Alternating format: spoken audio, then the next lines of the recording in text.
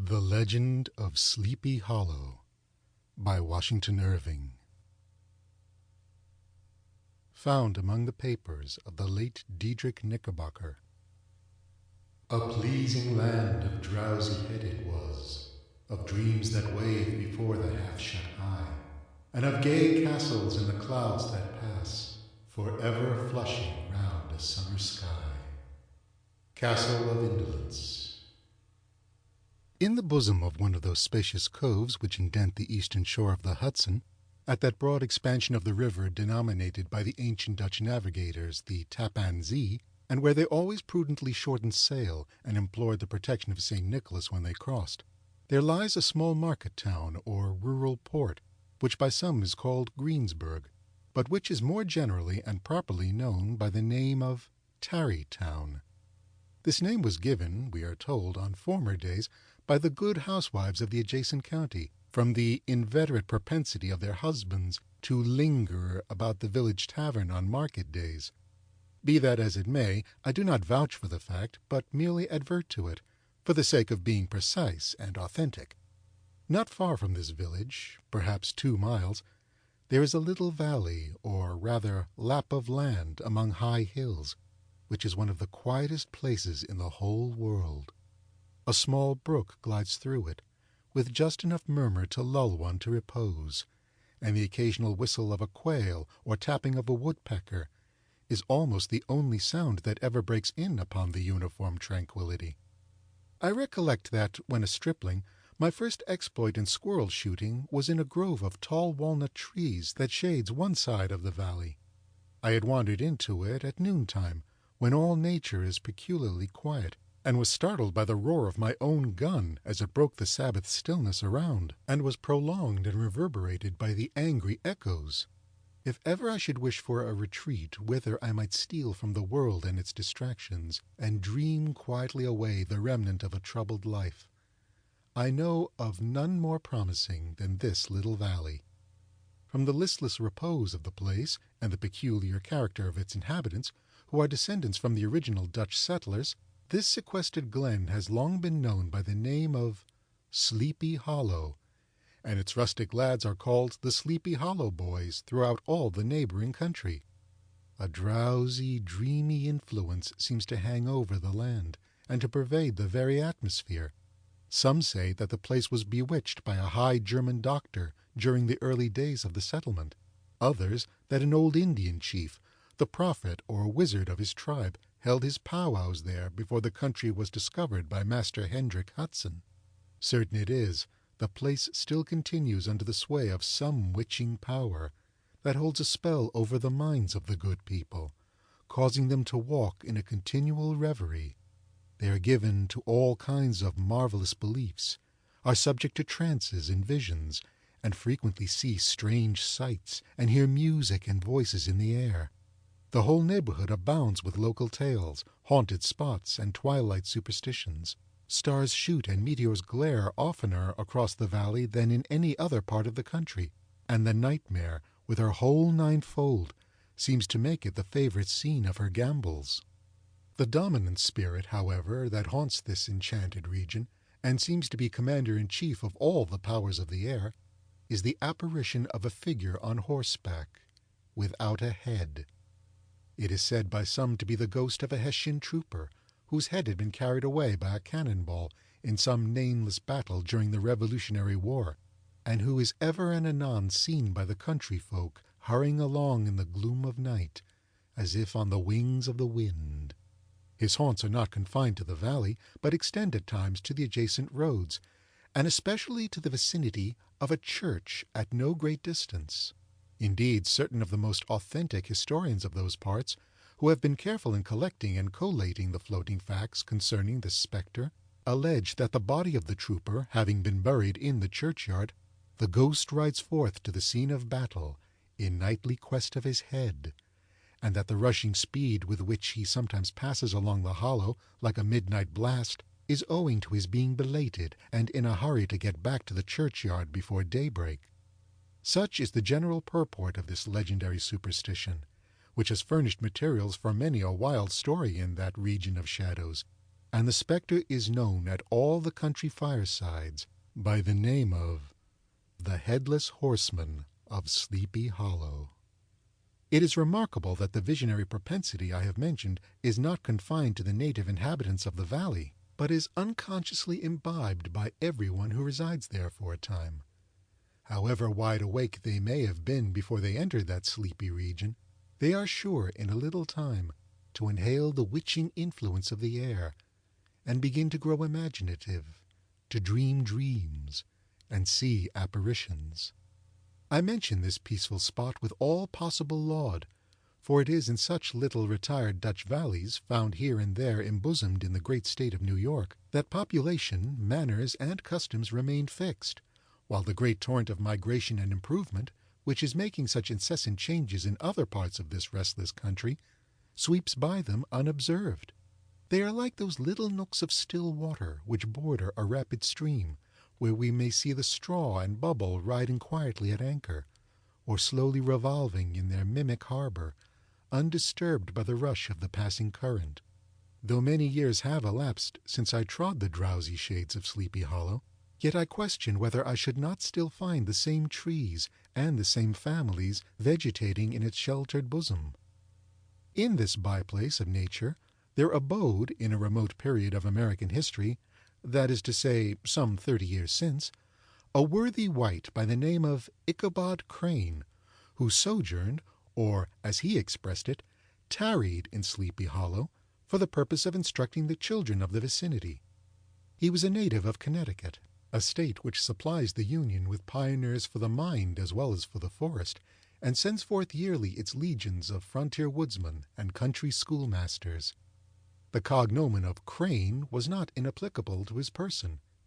He was tall, but exceedingly lank, with narrow shoulders, long arms and legs, hands that dangled a mile out of his sleeves, feet that might have served for shovels, and his whole frame most loosely hung together. His head was small and flat at top, with huge ears, large green glassy eyes, and a long snipe nose, so that it looked like a weathercock perched upon his spindle neck to tell which way the wind blew. To see him striding along the profile of a hill on a windy day, with his clothes bagging and fluttering about him, one might have mistaken him for the genius of famine descending upon the earth, or some scarecrow eloped from a cornfield. His schoolhouse was a low building of one large room, rudely constructed of logs, the windows partly glazed and partly patched with leaves of old copybooks. It was most ingeniously secured at vacant hours by a withy twisted in the handle of the door, and stakes set against the window shutters, so that though a thief might get in with perfect ease, he would find some embarrassment in getting out, an idea most probably borrowed by the architect Jost van Houten from the mystery of an eel-pot. The schoolhouse stood in a rather lonely but pleasant situation, just at the foot of a woody hill, with a brook running close by, and a formidable birch-tree growing at one end of it.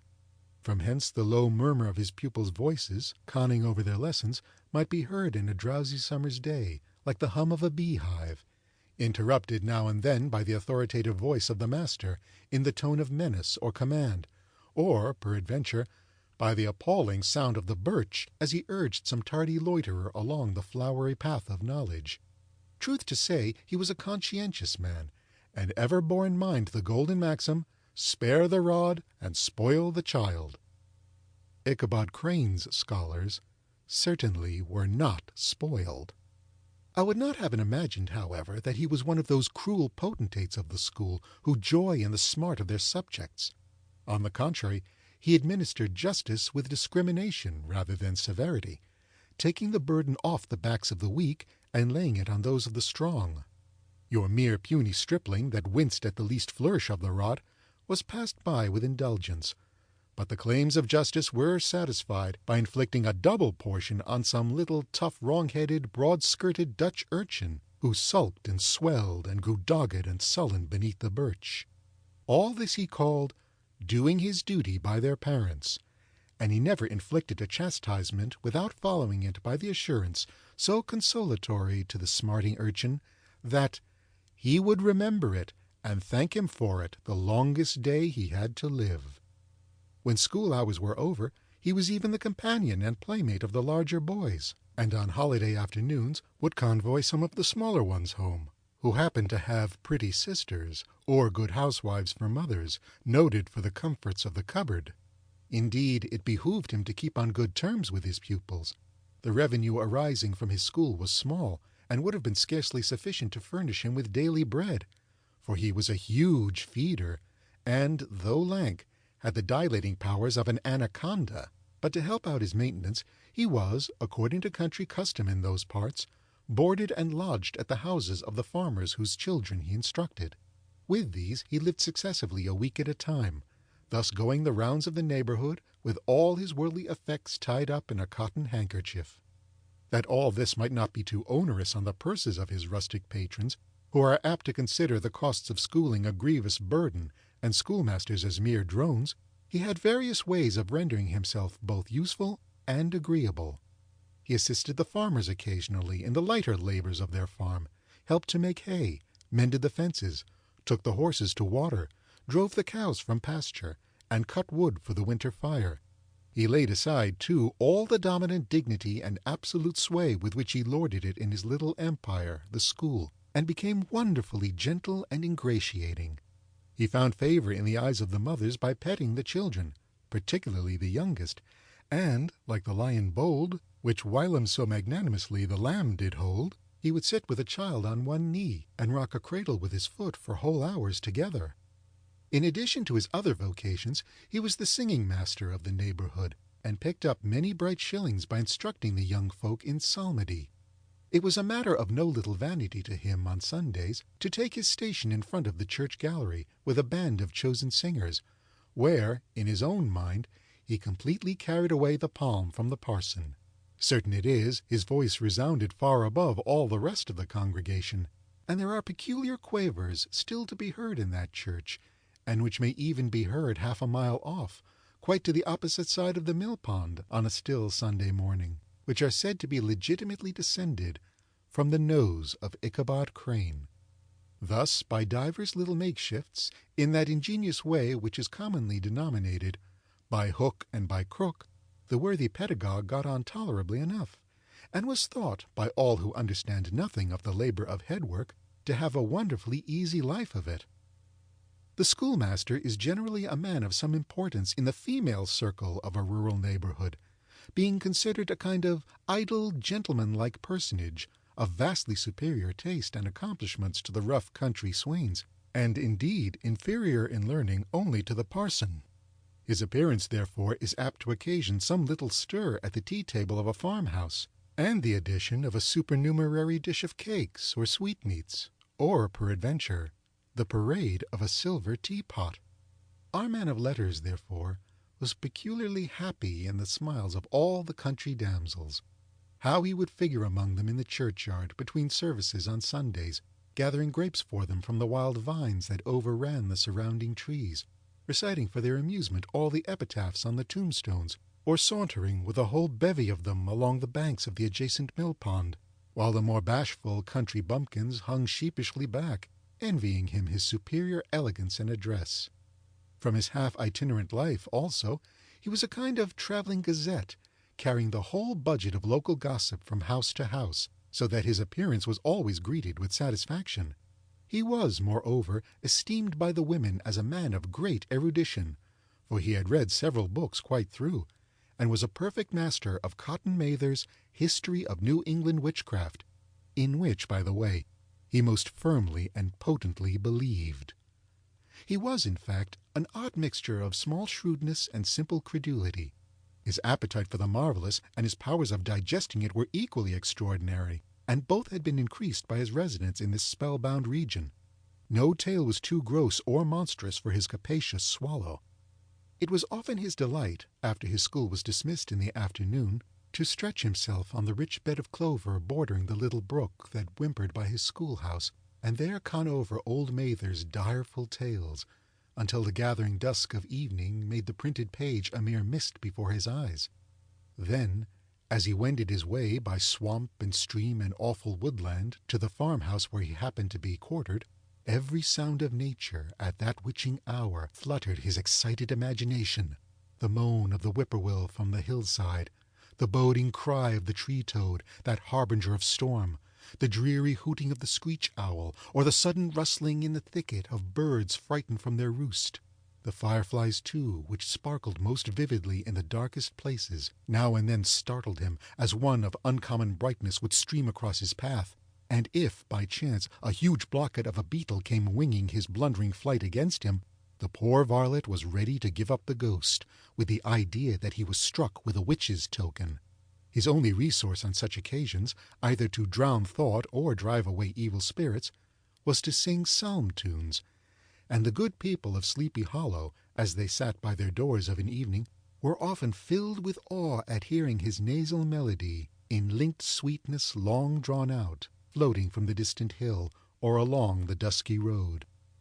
Another of his sources of fearful pleasure was to pass long winter evenings with the old Dutch wives as they sat spinning by the fire, with a row of apples roasting and spluttering along the hearth, and listen to their marvelous tales of ghosts and goblins, and haunted fields and haunted brooks, and haunted bridges and haunted houses, and particularly of the headless horseman, or galloping Hessian of the Hollow, as they sometimes called him.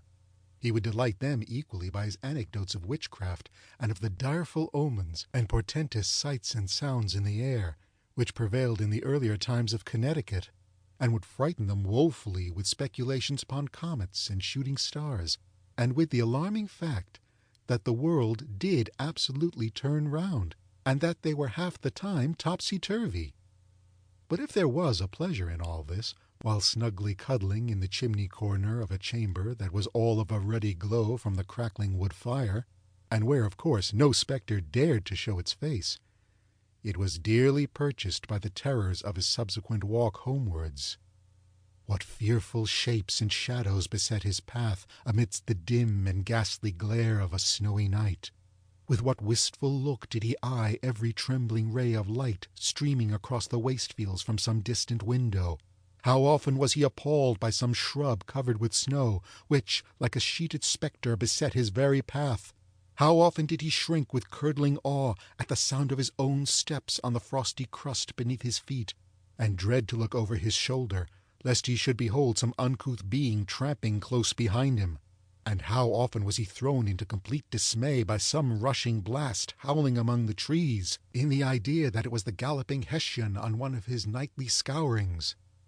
All these, however, were mere terrors of the night, phantoms of the mind that walk in darkness, and though he had seen many spectres in his time, and been more than once beset by Satan in divers shapes in his lonely perambulations, yet daylight put an end to all these evils, and he would have passed a pleasant life of it, in despite of the devil and all his works, if his path had not been crossed by a being that causes more perplexity to mortal man than ghosts, goblins, and the whole race of witches put together. And that was a woman. Among the musical disciples who assembled one evening in each week to receive his instructions in psalmody was Katrina Van Tassel, the daughter and only child of a substantial Dutch farmer. She was a blooming lass of fresh 18, plump as a partridge, ripe and melting and rosy-cheeked as one of her father's peaches, and universally famed, not merely for her beauty, but her vast expectations. She was withal a little of a coquette, as might be perceived even in her dress, which was a mixture of ancient and modern fashions, as most suited to set off her charms. She wore the ornaments of pure yellow gold, which her great-great-grandmother had brought over from Saardam, the tempting stomacher of the olden time, and withal a provokingly short petticoat, to display the prettiest foot and ankle in the country round. Ichabod Crane had a soft and foolish heart towards the sex, and it is not to be wondered at that so tempting a morsel soon found favor in his eyes, more especially after he had visited her in her paternal mansion. Old Baltus Van Tassel was a perfect picture of a thriving, contented, liberal-hearted farmer. He seldom, it is true, sent either his eyes or his thoughts beyond the boundaries of his own farm, but within those everything was snug, happy, and well-conditioned. He was satisfied with his wealth, but not proud of it, and piqued himself upon the hearty abundance rather than the style in which he lived. His stronghold was situated on the banks of the Hudson, in one of those green, sheltered, fertile nooks in which the Dutch farmers are so fond of nestling. A great elm tree spread its broad branches over it, at the foot of which bubbled up a spring of the softest and sweetest water, in a little well formed of a barrel, and then stole sparkling away through the grass to a neighboring brook that babbled along among alders and dwarf willows. Hard by the farmhouse was a vast barn that might have served for a church, every window and crevice of which seemed bursting forth with the treasures of the farm. The flail was busily resounding within it from morning to night. Swallows and martins skimmed twittering about the eaves, and rows of pigeons, some with one eye turned up as if watching the weather, some with their heads under their wings or buried in their bosoms, and others swelling and cooing and bowing about their dames, were enjoying the sunshine on the roof. Sleek, unwieldy porkers were grunting in the repose and abundance of their pens, from whence sallied forth now and then troops of sucking pigs as if to snuff the air. A stately squadron of snowy geese were riding in an adjoining pond, convoying whole fleets of ducks. Regiments of turkeys were gobbling through the farmyard, and guinea fowls fretting around it, like ill-tempered housewives with their peevish, discontented cry. Before the barn door strutted the gallant cock, that pattern of a husband, a warrior, and a fine gentleman, clapping his burnished wings and crowing in the pride and gladness of his heart, sometimes tearing up the earth with his feet, and then generously calling his ever-hungry family of wives and children to enjoy the rich morsel which he had discovered. The pedagogue's mouth watered as he looked upon this sumptuous promise of luxurious winter fare. In his devouring mind's eye he pictured to himself every roasting pig running about with a pudding in his belly and an apple in his mouth. The pigeons were snugly put to bed in a comfortable pie and tucked in with a coverlet of crust. The geese were swimming in their own gravy, and the ducks pairing cosily in dishes, like snug married couples, with a decent competency of onion sauce. In the porkers he saw carved out the future sleek side of bacon and juicy relishing ham. Not a turkey but he beheld daintily trussed up, with its gizzard under its wing, and, peradventure, a necklace of savory sausages. And even bright Chanticleer himself lay sprawling on his back in a side dish, with uplifted claws, as if craving that quarter which his chivalrous spirit disdained to ask while living. As the enraptured Ichabod fancied all this, and as he rolled his great green eyes over the fat meadowlands, the rich fields of wheat, of rye, of buckwheat and Indian corn, and the orchards burdened with ruddy fruit which surrounded the warm tenement of Van Tassel, his heart yearned after the damsel who was to inherit these domains, and his imagination expanded with the idea how they might be readily turned into cash, and the money invested in immense tracts of wild land and shingle palaces in the wilderness. Nay, his busy fancy already realized his hopes, and presented to him the blooming Katrina with a whole family of children, mounted on the top of a wagon loaded with household trumpery, with pots and kettles dangling beneath, and he beheld himself bestriding a pacing mare with a colt at her heels, setting out for Kentucky, Tennessee, or the Lord knows where. When he entered the house, the conquest of his heart was complete. It was one of those spacious farmhouses, with high-ridged but lowly sloping roofs, built in the style handed down from the first Dutch settlers, the low projecting eaves forming a piazza along the front, capable of being closed up in bad weather. Under this were hung flails, harness, various utensils of husbandry, and nets for fishing in the neighboring river. Benches were built along the sides for summer use, and a great spinning wheel at one end and a churn at the other showed the various uses to which this important porch might be devoted. From this piazza the wondering Ichabod entered the hall, which formed the center of the mansion and the place of usual residence. Here rows of resplendent pewter, ranged on a long dresser, dazzled his eyes. In one corner stood a huge bag of wool ready to be spun, in another a quantity of linsey-woolsey just from the loom.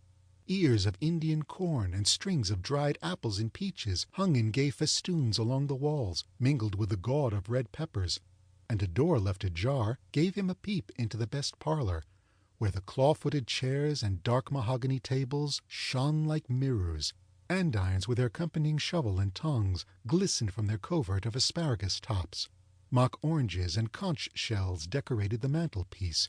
Strings of various colored birds' eggs were suspended above it. A great ostrich egg was hung from the center of the room, and a corner cupboard, knowingly left open, displayed immense treasures of old silver and well-mended china. From the moment Ichabod laid his eyes upon these regions of delight, the peace of his mind was at an end, and his only study was how to gain the affections of the peerless daughter of Van Tassel.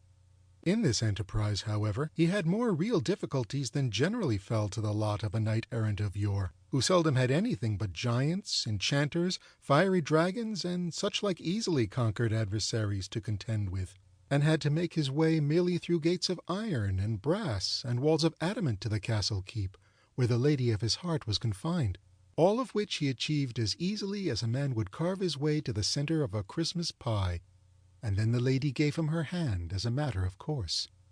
Ichabod, on the contrary, had to win his way to the heart of a country coquette, beset with a labyrinth of whims and caprices, which were forever presenting new difficulties and impediments, and he had to encounter a host of fearful adversaries of real flesh and blood, the numerous rustic admirers, who beset every portal to her heart, keeping a watchful and angry eye upon each other, but ready to fly out in the common cause against any new competitor. Among these, the most formidable was a burly, roaring, roistering blade of the name of Abraham, or, according to the Dutch abbreviation, Brom van Brunt, the hero of the country round, which rang with his feats of strength and hardihood. He was broad-shouldered and double-jointed, with short curly black hair, and a bluff but not unpleasant countenance, having a mingled air of fun and arrogance. From his Herculean frame and great powers of limb, he had received the nickname of Brom Bones, by which he was universally known. He was famed for great knowledge and skill in horsemanship, being as dexterous on horseback as a Tartar. He was foremost at all races and cockfights, and, with the ascendancy which bodily strength always acquires in rustic life, was the umpire in all disputes, setting his hat on one side and giving his decisions with an air and tone that admitted of no gainsay or appeal. He was always ready for either a fight or a frolic, but had more mischief than ill will in his composition, and with all his overbearing roughness, there was a strong dash of waggish good humor at bottom. He had 3 or 4 boon companions, who regarded him as their model, and at the head of whom he scoured the country, attending every scene of feud or merriment for miles around. In cold weather he was distinguished by a fur cap, surmounted with a flaunting fox's tail, and when the folks at a country gathering descried this well-known crest at a distance, whisking about among a squad of hard riders, they always stood by for a squall. Sometimes his crew would be heard dashing along past the farmhouses at midnight, with whoop and halloo like a troop of Don Cossacks, and the old dames, startled out of their sleep, would listen for a moment till the hurry-scurry had clattered by, and then exclaim, "Aye, there goes Brom Bones and his gang." The neighbors looked upon him with a mixture of awe, admiration, and goodwill, and when any madcap prank or rustic brawl occurred in the vicinity, always shook their heads, and warranted Brom Bones was at the bottom of it. This rantipole hero had for some time singled out the blooming Katrina for the object of his uncouth gallantries, and though his amorous toyings were something like the gentle caresses and endearments of a bear, yet it was whispered that she did not altogether discourage his hopes.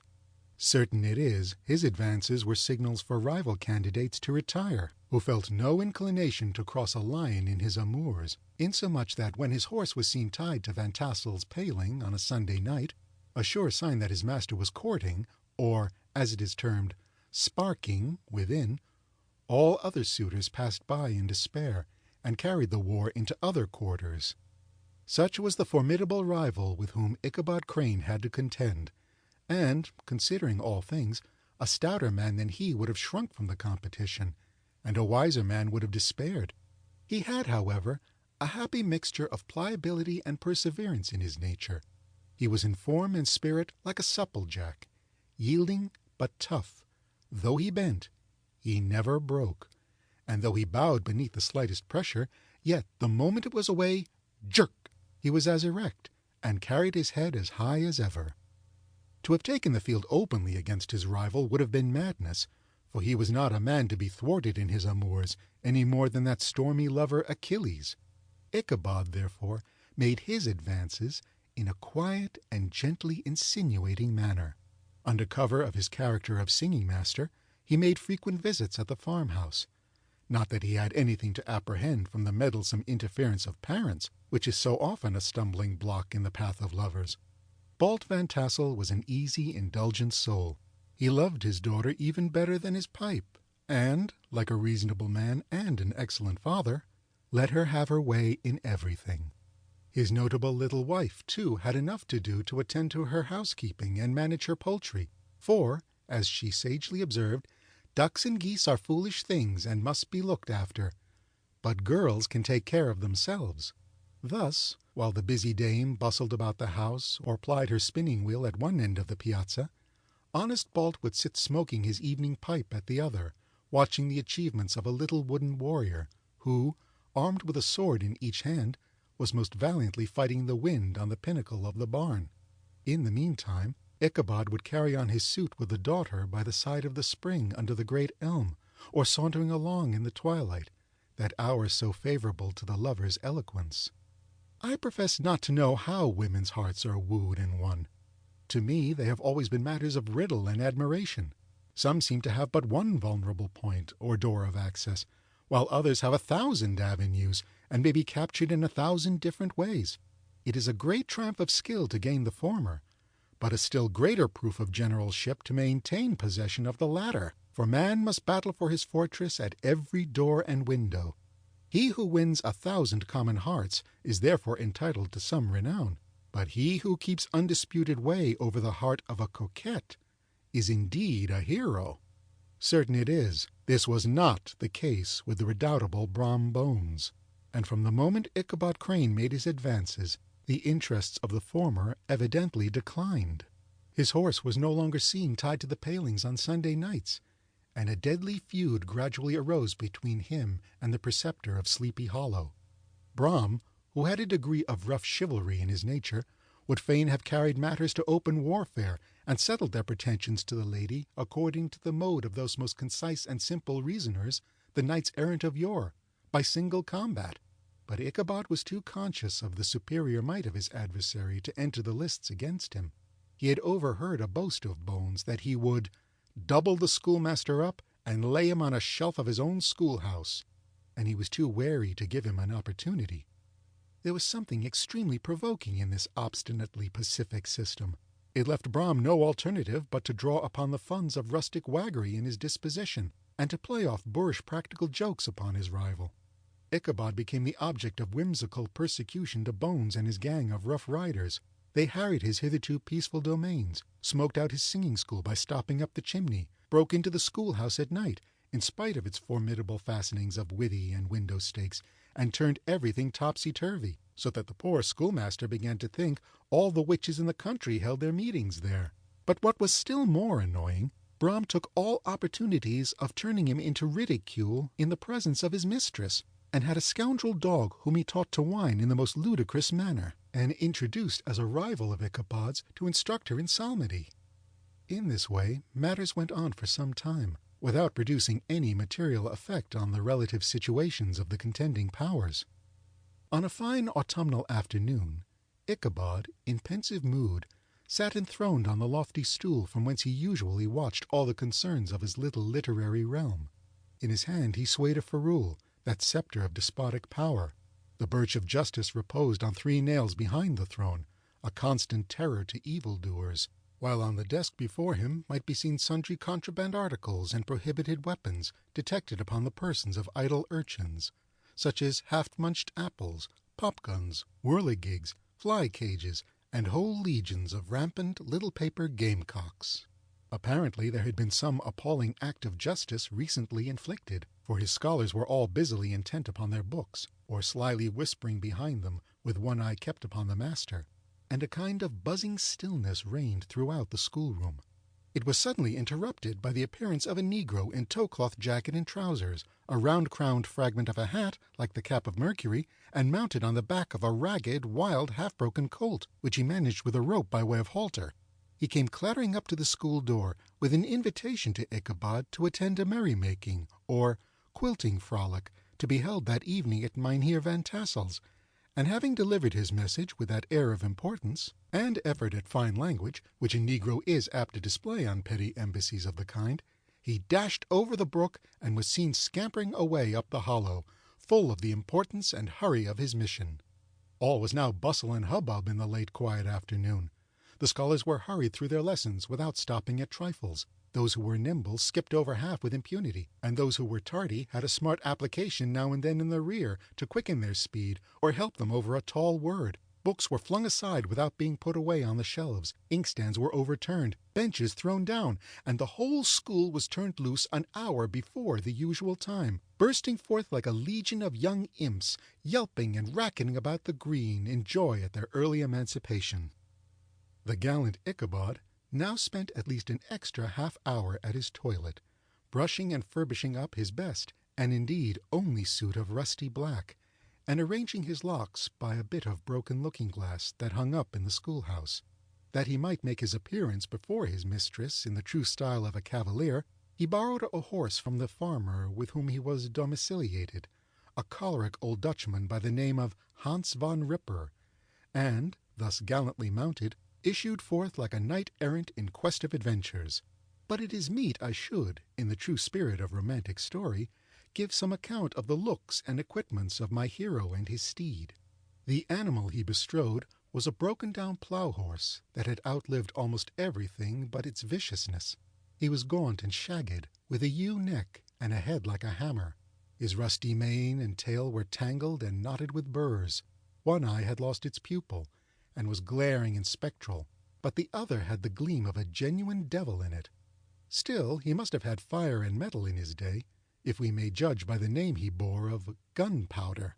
He had, in fact, been a favorite steed of his master's, the choleric Van Ripper, who was a furious rider, and had infused, very probably, some of his own spirit into the animal, for, old and broken down as he looked, there was more of the lurking devil in him than in any young filly in the country. Ichabod was a suitable figure for such a steed. He rode with short stirrups, which brought his knees nearly up to the pommel of the saddle. His sharp elbows stuck out like grasshoppers.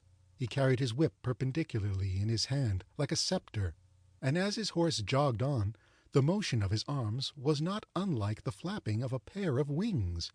A small wool hat rested on the top of his nose, for so his scanty strip of forehead might be called, and the skirts of his black coat fluttered out almost to the horse's tail. Such was the appearance of Ichabod and his steed as they shambled out of the gate of Hans von Ripper, and it was altogether such an apparition as is seldom to be met with in broad daylight. It was, as I have said, a fine autumnal day. The sky was clear and serene, and nature wore that rich and golden livery which we always associate with the idea of abundance. The forests had put on their sober brown and yellow, while some trees of the tenderer kind had been nipped by the frosts into brilliant dyes of orange, purple, and scarlet. Streaming files of wild ducks began to make their appearance high in the air. The bark of the squirrel might be heard from the groves of beech and hickory nuts, and the pensive whistle from the quail, at intervals, from the neighboring stubble field. The small birds were taking their farewell banquets. In the fullness of their revelry, they fluttered, chirping and frolicking, from bush to bush and tree to tree, capricious from the very profusion and variety around them.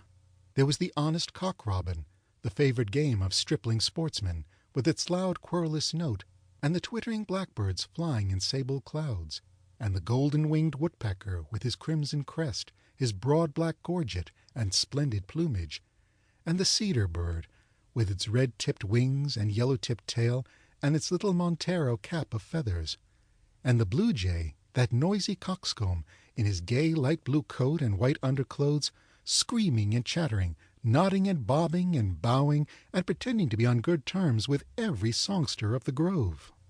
As Ichabod jogged slowly on his way, his eye, ever open to every symptom of culinary abundance, ranged with delight over the treasures of jolly autumn. On all sides he beheld vast stores of apples, some hanging in oppressive opulence on the trees, some gathered into baskets and barrels for the market, others heaped up in rich piles for the cider press.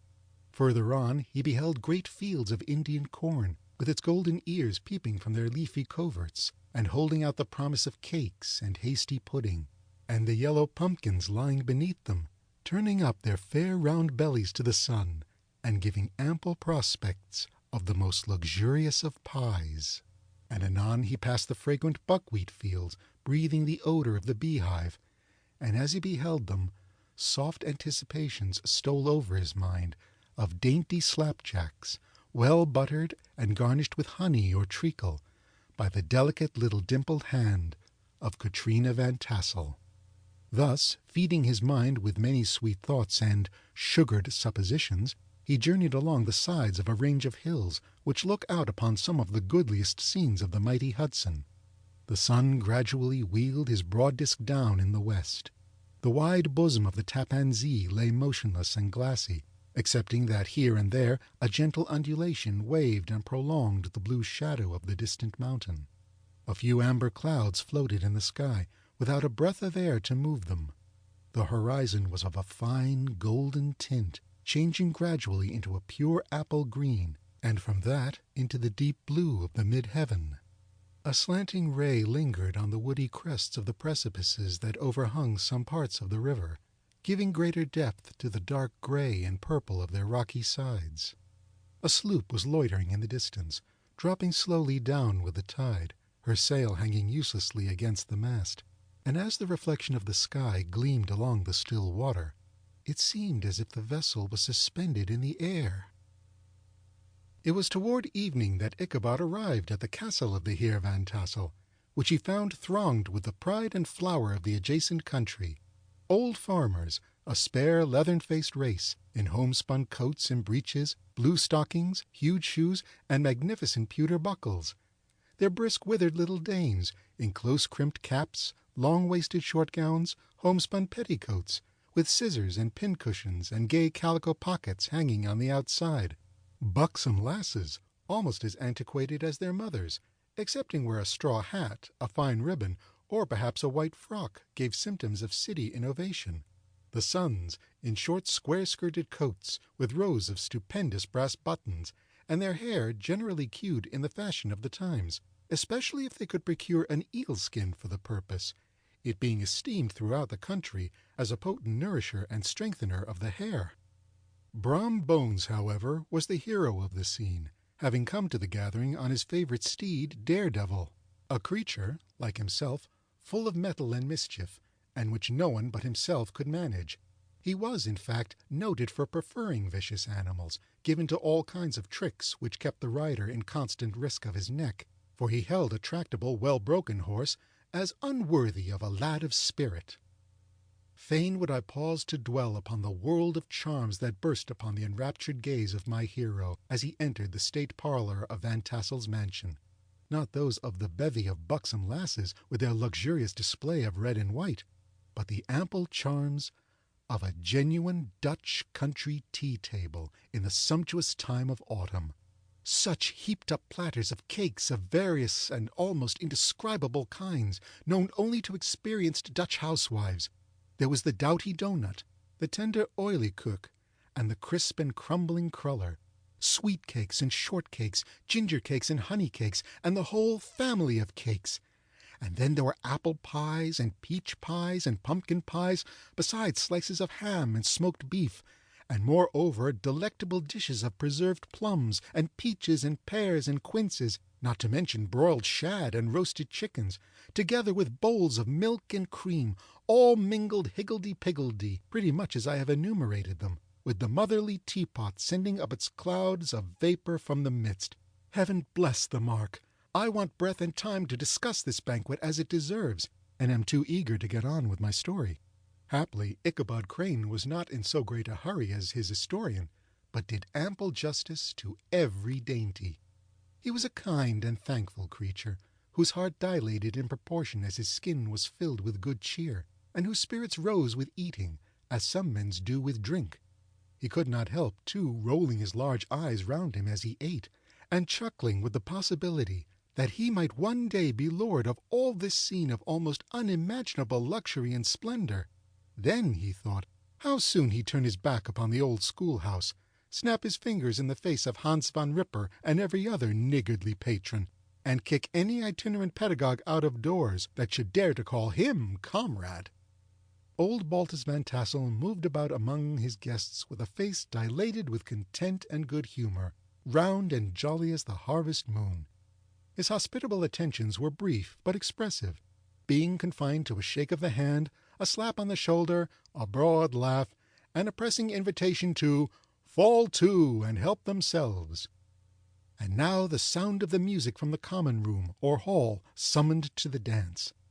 The musician was an old gray-headed Negro who had been the itinerant orchestra of the neighborhood for more than half a century. His instrument was as old and battered as himself. The greater part of the time he scraped on 2 or 3 strings, accompanying every movement of the bow with a motion of the head, bowing almost to the ground and stamping with his foot whenever a fresh couple were to start. Ichabod prided himself upon his dancing as much as upon his vocal powers. Not a limb, not a fiber about him was idle, and to have seen his loosely hung frame in full motion and clattering about the room, you would have thought St. Vitus himself, that blessed patron of the dance, was figuring before you in person. He was the admiration of all the Negroes, who, having gathered, of all ages and sizes, from the farm and the neighborhood, stood forming a pyramid of shining black faces at every door and window, gazing with delight at the scene, rolling their white eyeballs, and showing grinning rows of ivory from ear to ear. How could the flogger of urchins be otherwise than animated and joyous? The lady of his heart was his partner in the dance, and smiling graciously in reply to all his amorous oglings, while Brom Bones, sorely smitten with love and jealousy, sat brooding by himself in one corner. When the dance was at an end, Ichabod was attracted to a knot of the sager folks, who, with old Van Tassel, sat smoking at one end of the piazza, gossiping over former times, and drawing out long stories about the war. This neighborhood, at the time of which I am speaking, was one of those highly favored places which abound with chronicle and great men. The British and American line had run near it during the war. It had, therefore, been the scene of marauding, and infested with refugees, cowboys, and all kinds of border chivalry. Just sufficient time had elapsed to enable each storyteller to dress up his tale with a little becoming fiction, and, in the indistinctness of his recollection, to make himself the hero of every exploit. There was the story of Dofue Martling, a large blue-bearded Dutchman, who had nearly taken a British frigate with an old iron 9-pounder from a mud breastwork, only that his gun burst at the 6th discharge. And there was an old gentleman who shall be nameless, being too rich a mynheer to be lightly mentioned, who, in the Battle of White Plains, being an excellent master of defence, parried a musket ball with a small sword, insomuch that he absolutely felt it whiz round the blade and glance off at the hilt, in proof of which he was ready at any time to show the sword, with the hilt a little bent. There were several more that had been equally great in the field, not one of whom but was persuaded that he had a considerable hand in bringing the war to a happy termination.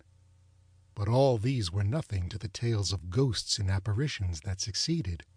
The neighborhood is rich in legendary treasures of the kind.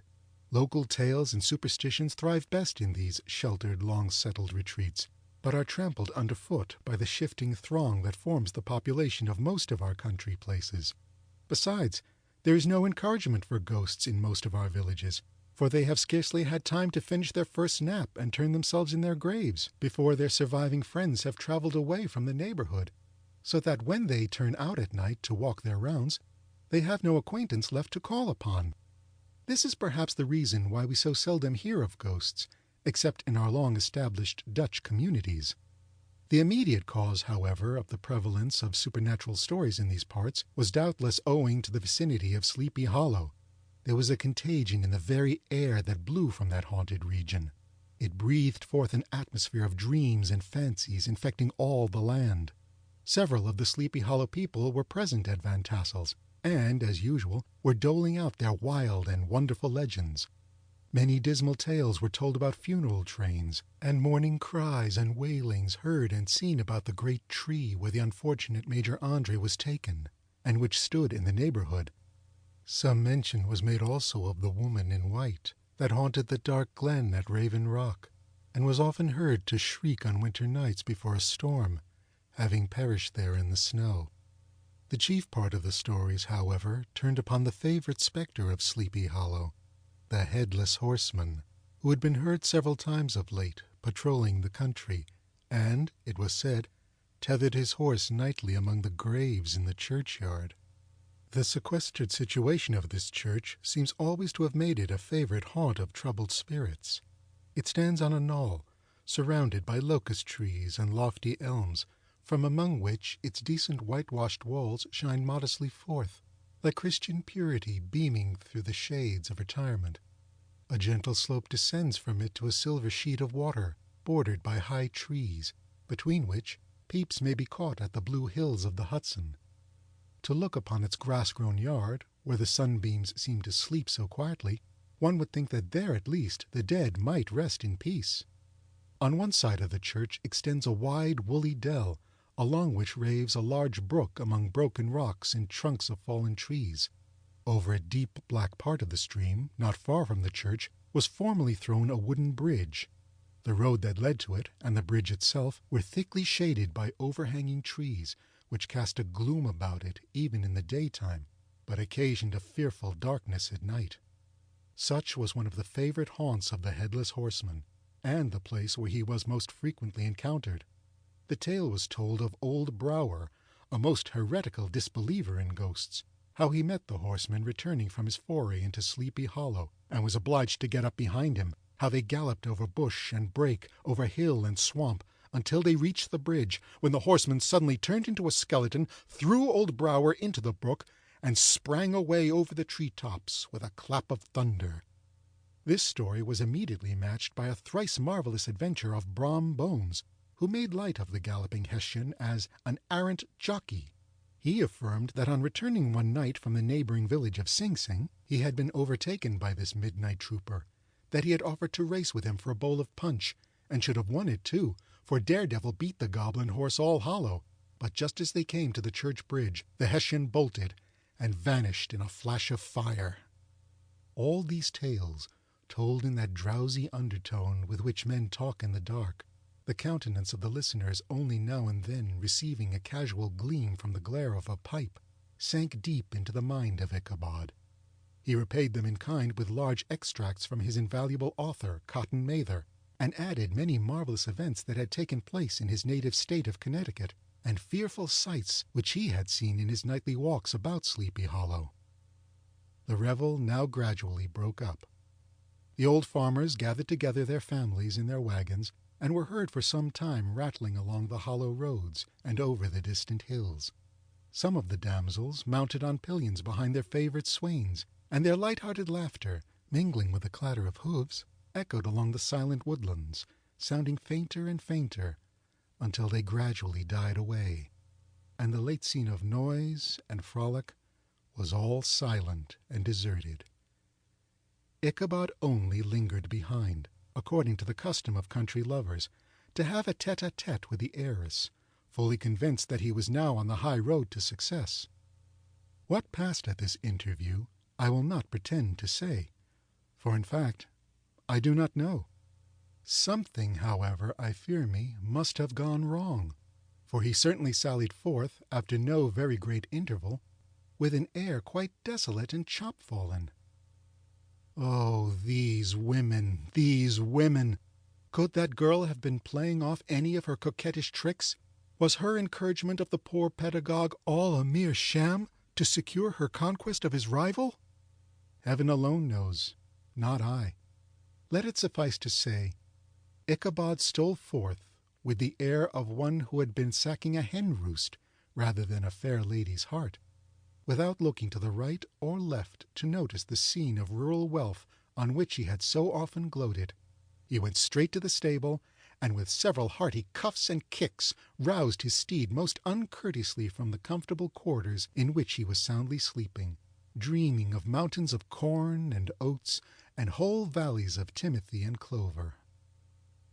It was the very witching time of night that Ichabod, heavy-hearted and crestfallen, pursued his travels homeward, along the sides of the lofty hills which rise above Tarrytown, and which he had traversed so cheerily in the afternoon. The hour was as dismal as himself. Far below him the Tappan Zee spread its dusky and indistinct waste of waters, with here and there the tall mast of a sloop, riding quietly at anchor under the land. In the dead hush of midnight, he could even hear the barking of the watchdog from the opposite shore of the Hudson, but it was so vague and faint as only to give an idea of his distance from this faithful companion of man. Now and then, too, the long-drawn crowing of a cock, accidentally awakened, would sound far, far off from some farmhouse away among the hills, but it was like a dreaming sound in his ear. No signs of life occurred near him, but occasionally the melancholy chirp of a cricket, or perhaps the guttural twang of a bullfrog from a neighboring marsh, as if sleeping uncomfortably and turning suddenly in his bed. All the stories of ghosts and goblins that he had heard in the afternoon now came crowding upon his recollection. The night grew darker and darker. The stars seemed to sink deeper in the sky, and driving clouds occasionally hid them from his sight. He had never felt so lonely and dismal. He was moreover approaching the very place where many of the scenes of the ghost stories had been laid. In the center of the road stood an enormous tulip tree, which towered like a giant above all the other trees of the neighborhood, and formed a kind of landmark. Its limbs were gnarled and fantastic, large enough to form trunks for ordinary trees, twisting down almost to the earth and rising again into the air. It was connected with the tragical story of the unfortunate Andre, who had been taken prisoner hard by, and was universally known by the name of Major Andre's tree. The common people regarded it with a mixture of respect and superstition, partly out of sympathy for the fate of its ill-starred namesake, and partly from the tales of strange sights and doleful lamentations told concerning it.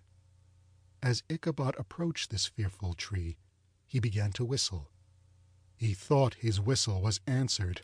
It was but a blast sweeping sharply through the dry branches. As he approached a little nearer, he thought he saw something white hanging in the midst of the tree. He paused and ceased whistling, but, on looking more narrowly, perceived that it was a place where the tree had been scathed by lightning, and the white wood laid bare. Suddenly he heard a groan. His teeth chattered, and his knees smote against the saddle. It was but the rubbing of one huge bough upon another as they were swayed about by the breeze. He passed the tree in safety, but new perils lay before him. About 200 yards from the tree, a small brook crossed the road and ran into a marshy and thickly wooded glen known by the name of Wiley's Swamp. A few rough logs, laid side by side, served for a bridge over this stream. On that side of the road where the brook entered the wood, a group of oaks and chestnuts, matted thick with wild grapevines, threw a cavernous gloom over it. To pass this bridge was the severest trial. It was at this identical spot that the unfortunate Andre was captured, and under the covert of those chestnuts and vines were the sturdy yeomen concealed who surprised him. This has ever since been considered a haunted stream, and fearful are the feelings of the schoolboy who has to pass it alone after dark. As he approached the stream, his heart began to thump. He summoned up, however, all his resolution, gave his horse half a score of kicks in the ribs, and attempted to dash briskly across the bridge. But instead of starting forward, the perverse old animal made a lateral movement and ran broadside against the fence. Ichabod, whose fears increased with the delay, jerked the reins on the other side and kicked lustily with the contrary foot. It was all in vain. His steed started, it is true, but it was only to plunge to the opposite side of the road into a thicket of brambles and alder bushes. The schoolmaster now bestowed both whip and heel upon the starveling ribs of old Gunpowder, who dashed forward, snuffling and snorting, but came to a stand just by the bridge, with a suddenness that had nearly sent his rider sprawling over his head. Just at this moment, a plashy tramp by the side of the bridge caught the sensitive ear of Ichabod. In the dark shadow of the grove, on the margin of the brook, he beheld something huge, misshapen, and towering. It stirred not, but seemed gathered up in the gloom, like some gigantic monster ready to spring upon the traveler. The hair of the affrighted pedagogue rose upon his head with terror. What was to be done? To turn and fly was now too late, and besides, what chance was there of escaping ghost or goblin, if such it was, which could ride upon the wings of the wind? Summoning up, therefore, a show of courage, he demanded in stammering accents, Who are you?" He received no reply. He repeated his demand in a still more agitated voice. Still there was no answer. Once more he cudgeled the sides of the inflexible gunpowder, and, shutting his eyes, broke forth with involuntary fervor into a psalm tune. Just then the shadowy object of alarm put itself into motion, and with a scramble and a bound stood at once in the middle of the road. Though the night was dark and dismal, yet the form of the unknown might now in some degree be ascertained. He appeared to be a horseman of large dimensions, and mounted upon a black horse of powerful frame. He made no offer of molestation or sociability, but kept aloof on one side of the road, jogging along on the blind side of old Gunpowder, who had now got over his fright and waywardness. Ichabod, who had no relish for this strange midnight companion, and bethought himself of the adventure of Brom Bones with the galloping Hessian, now quickened his steed, in hopes of leaving him behind. The stranger, however, quickened his horse to an equal pace. Ichabod pulled up and fell into a walk, thinking to lag behind. The other did the same. His heart began to sink within him. He endeavored to resume his psalm tune, but his parched tongue clove to the roof of his mouth, and he could not utter a stave. There was something in the moody and dogged silence of this pertinacious companion that was mysterious and appalling. It was soon fearfully accounted for. On mounting a rising ground, which brought the figure of his fellow traveler in relief against the sky, gigantic in height and muffled in a cloak, Ichabod was horror-struck on perceiving that he was headless. But his horror was still more increased on observing that the head, which should have rested on his shoulders, was carried before him on the pommel of his saddle. His terror rose to desperation. He rained a shower of kicks and blows upon Gunpowder, hoping by a sudden movement to give his companion the slip, but the spectre started full jump with him. Away then they dashed through thick and thin, stones flying and sparks flashing at every bound. Ichabod's flimsy garments fluttered in the air as he stretched his long, lank body away over his horse's head in the eagerness of his flight. They had now reached the road which turns off to Sleepy Hollow, but Gunpowder, who seemed possessed with a demon, instead of keeping up it, made an opposite turn and plunged headlong downhill to the left. This road leads through a sandy hollow shaded by trees for about a quarter of a mile, where it crosses the bridge famous in goblin story, and just beyond swells the green knoll on which stands the whitewashed church. As yet the panic of the steed had given his unskilful rider an apparent advantage in the chase, but just as he had got halfway through the hollow, the girths of the saddle gave way, and he felt it slipping from under him. He seized it by the pommel and endeavored to hold it firm, but in vain, and had just time to save himself by clasping old Gunpowder around the neck, when the saddle fell to the earth, and he heard it trampled underfoot by his pursuer. For a moment the terror of Hans Van Ripper's wrath passed across his mind, for it was his Sunday saddle. But this was no time for petty fears. The goblin was hard on his haunches, and, unskilful rider that he was, he had much ado to maintain his seat, sometimes slipping on one side, sometimes on another, and sometimes jolted on the high ridge of his horse's backbone with a violence that he verily feared would cleave him asunder. An opening in the trees now cheered him with the hopes that the church bridge was at hand. The wavering reflection of a silver star in the bosom of the brook told him that he was not mistaken. He saw the walls of the church dimly glaring under the trees beyond. He recollected the place where Brom Bones's ghostly competitor had disappeared. "If I can but reach that bridge," thought Ichabod, "I am safe." Just then he heard the black steed panting and blowing close behind him. He even fancied that he felt his hot breath. Another convulsive kick in the ribs, and old Gunpowder sprang upon the bridge. He thundered over the resounding planks. He gained the opposite side, and now Ichabod cast a look behind to see if his pursuer should vanish, according to rule, in a flash of fire and brimstone. Just then he saw the goblin rising in his stirrups, and in the very act of hurling his head at him. Ichabod endeavored to dodge the horrible missile, but too late. It encountered his cranium with a tremendous crash. He was tumbled headlong into the dust, and Gunpowder, the black steed, and the goblin rider passed by like a whirlwind. The next morning, the old horse was found without his saddle, and with the bridle under his feet, soberly cropping the grass at his master's gate. Ichabod did not make his appearance at breakfast. Dinner hour came, but no Ichabod. The boys assembled at the schoolhouse and strolled idly about the banks of the brook. But no schoolmaster. Hans Van Ripper now began to feel some uneasiness about the fate of poor Ichabod, and his saddle. An inquiry was set on foot, and after diligent investigation, they came upon his traces. In one part of the road leading to the church was found the saddle trampled in the dirt. The tracks of horses' hooves gently dented in the road, and evidently at furious speed, were traced to the bridge, beyond which, on the bank of a broad part of the brook, where the water ran deep and black, was found the hat of the unfortunate Ichabod, and close beside it, a shattered pumpkin.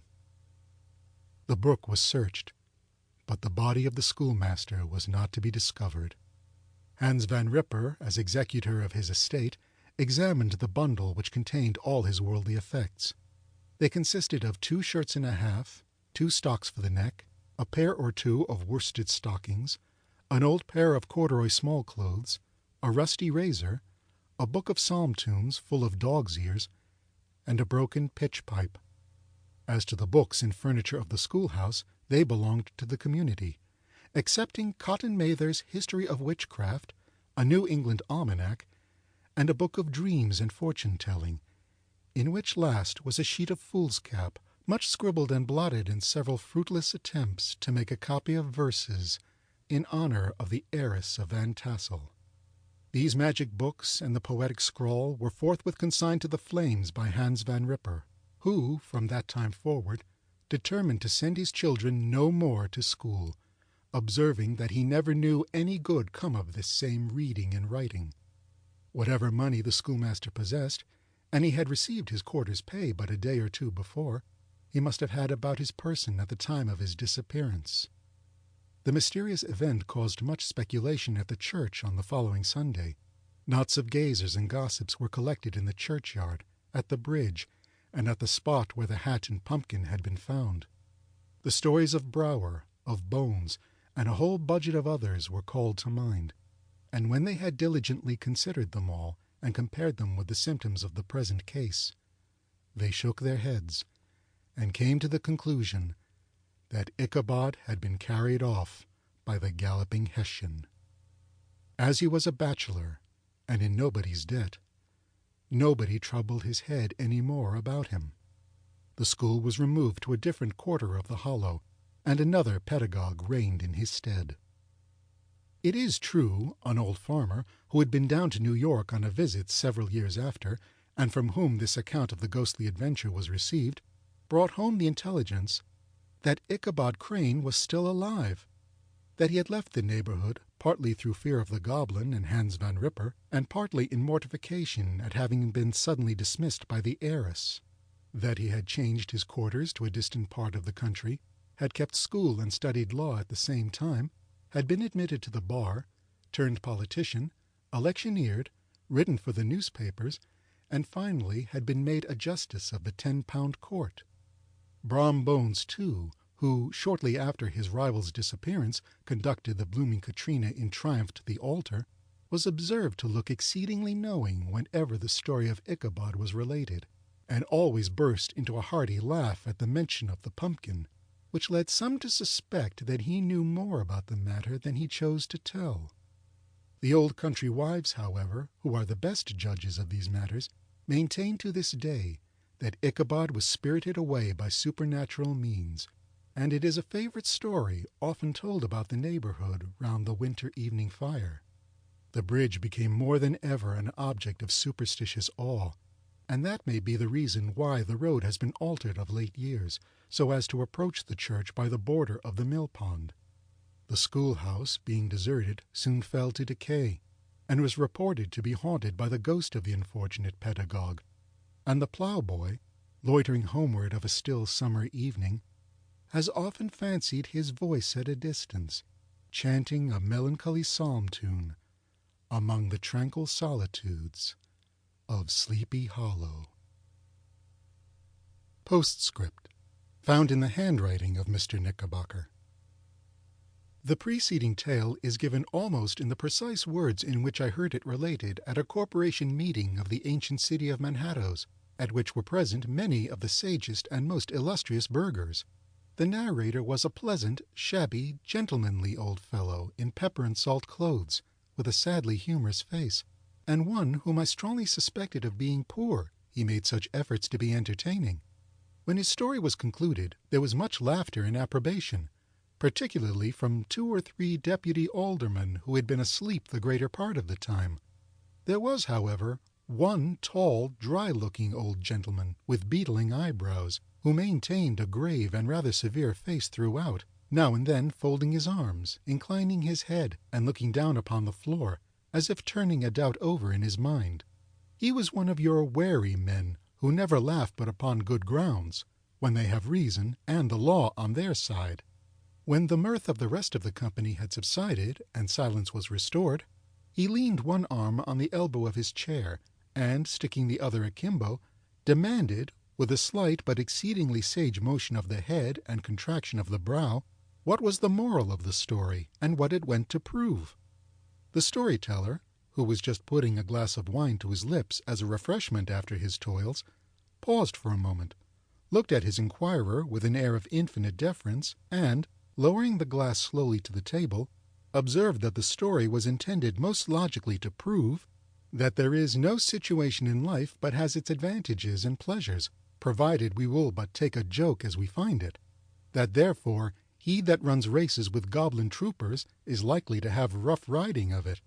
Ergo, for a country schoolmaster to be refused the hand of a Dutch heiress is a certain step to high preferment in the state.